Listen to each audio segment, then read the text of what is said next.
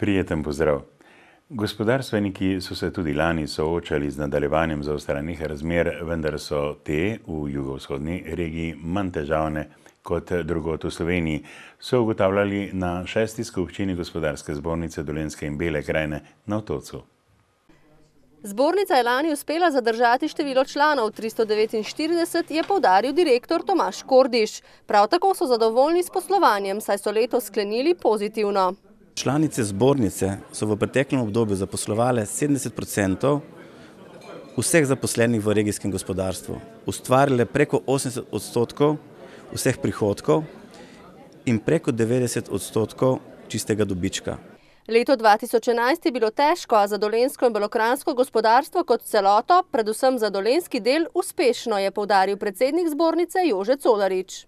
Saj smo slišali tudi na sami skupščini, da so tukaj slovenskega vidika gledano najuspešnejša podjetja, tista, ki imajo tudi dobiček, tista, ki tudi še zaposlujejo, seveda so pa tudi podjetja, ki imajo probleme, ampak primerjalno z ostalimi regijami v Sloveniji smo tukaj, predvsem na Dolenjskem, še zelo na dobrem.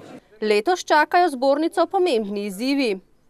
Zagotavljanje infrastrukture, bodisi cestne povezave, energetske oskrbe in tako naprej.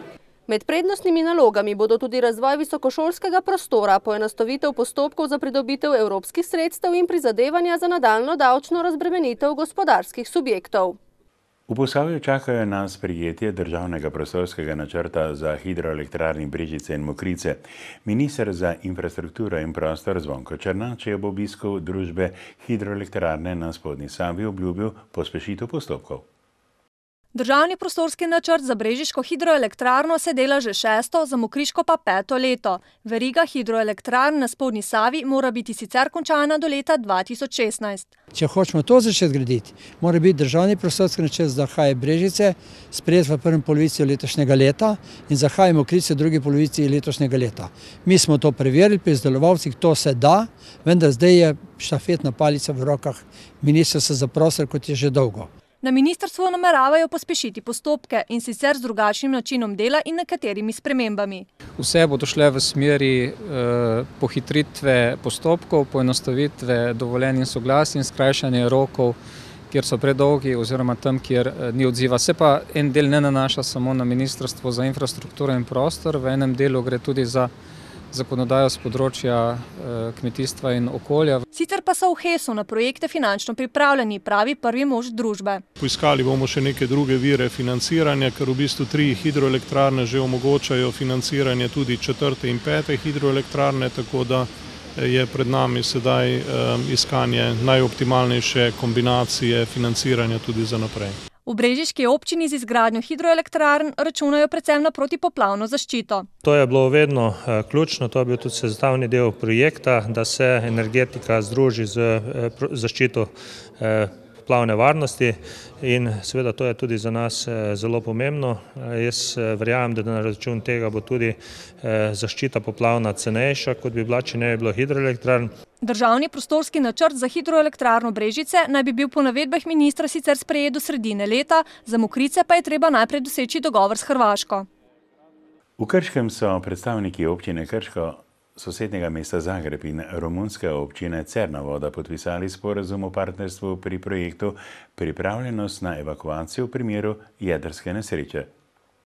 S projektom želijo preveriti in nadgraditi sistem zaščite in reševanja v primeru jedrske nesreče s poudarkom na evakuaciji. Projekt poteka, da se vsaka država najprej pripravi zase, nato potekajo delavnice v Hrvaškem in Sloveniji in potem so 3 skupne delavnice vseh držav, kjer sodelujejo in pač tisto, kar so že ugotovili na svoji ravni, potem primerjajo, izmenjujejo informacije in pridejo do nekih najboljših rešitev. Projekt združuje 3 države z istimi cilji. In sicer, da naše sisteme zaščite in reševanja med sabo povežemo oziroma jih tudi uskladimo, se skozi ta projekt tudi mogoče kaj novega odkrijemo oziroma tudi nove stvari dodamo, predvsem v smislu večje obveščenosti naših ljudi in pa seveda večje operativnosti v primeru, da do takšne nesreče pride. In this partnership we will learn for sure and we will exchange good information because not only Cerna-Voda but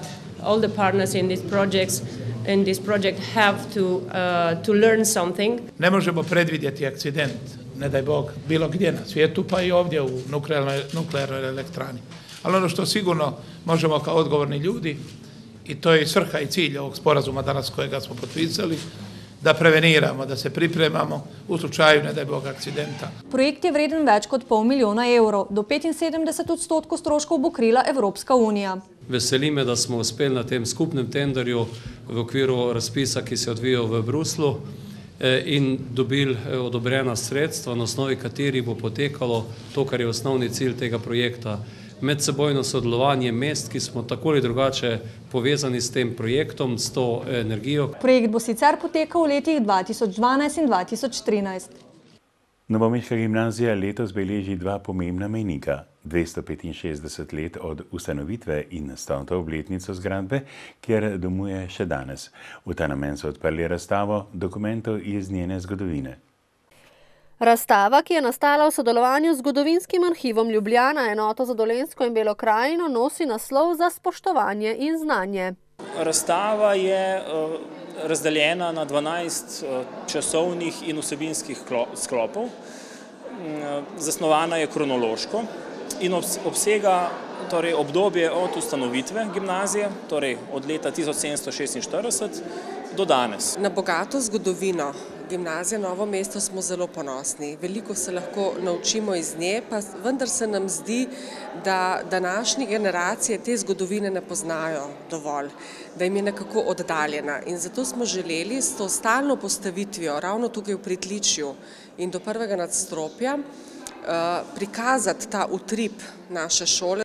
Gimnazija Novo mesto pa je po marsičem drugačna od ostalih primerljivih izobraževalnih ustanov. Novomeška gimnazija ima od vseh delujočih srednjih šol in nasploh od vseh delujočih šol v Sloveniji najdaljšo tradicijo, ki je povrhu tega še neprekinjena. Tako da je to neka posebna šola z najdaljšo tradicijo in na katero smo lahko upravičeno ponosni. Novomeško gimnazijo je leta 1764 ustanovila avstro-ogrska cesarica Marija Terezija, pred selitvijo na sedanjo lokacijo pa je delovala pri novomeških frančiškanih. V Šentrupertu sta župan Rupert Gole in direktor na razpisu izbranega podjetja Franc Cvetan podpisala pogodbo o predstavitvi in obnovi kozolcev v okviru muzeja na prostem. Dela so vredna skoraj 300 000 evrov.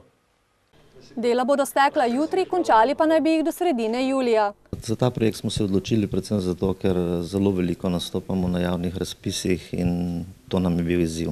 Kajti gre za en poseben projekt, ki jih je zelo malo ali pa praktično je to prvi projekt, ki je res neka posebna kulturna dediščina, gre za simbol slovenstva in to nam je velik izziv, da smo nastopili na tem projektu in konec koncev tudi uspeli.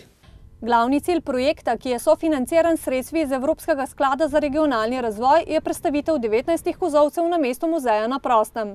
Eden pomembnih ciljev projekta je seveda tudi, da to postane turistična točka nacionalnega pomena in zelo pomembna seveda tudi za občino Šentrupert. V okviru ciljev projekta bo nekako postavljena znotraj muzeja na prostem učna pot v dolžini 1 kilometra med temi kozolci, kjer bo lahko seveda obiskovalec šel po tej poti in izvedel veliko zanimivosti o razvoju kozolcev in seveda tudi o njihovih družbeno-kulturnih komponentah. Po postavitvi kozolcev bo treba v muzeju poskrbeti še za programski del, ki bo osnovan predvsem na etnoloških temeljih. Sam muzej pa nameravamo širiti in sicer naša ideja je, da se povežemo s slovenskimi društvi in zvezami v zamejstvu. Skupaj s temi zvezami društvi v tujini bi poskušali zbirati denar skozi njihove kulturne prireditve, da bi s podeželja rešili še kakšen kozolec, ki propada. Muzej naj bi uradno namenu predali prihodnje leto ob občinskem prazniku. Konec minulega meseca se je v hišo sredi strnjenega vaškega naselja Vranoviči pri Črnomlju vselila 10-članska romska družina, kar je zelo razburilo tamkajšnje krajane, ki vztrajajo, da morajo Romi oditi iz njihove vasi.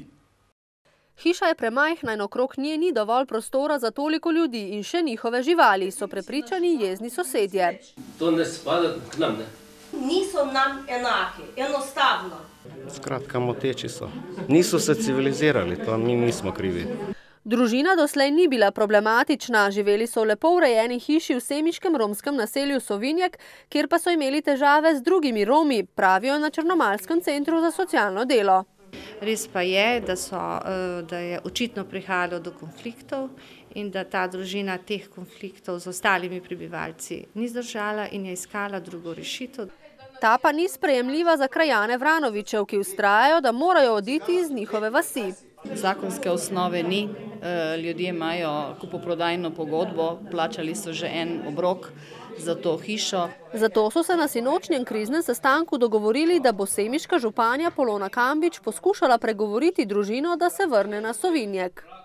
Vidimo še pogovor z lastnikom te hiše, se pravi z gospodom Potokarjem, kateri je lastnik te hiše, seveda tudi s predstavniki krajanov in z željo, da bi družina se vrnila na urejen dom, ki ga ima na Sovinku. Vranovičani, ki ne morejo razumeti, da ni zakonske podlage za prisilno odstranitev družine iz njihove vasi, so razočarani. Vsak se naj v našo kožo postavi, pa bo videl.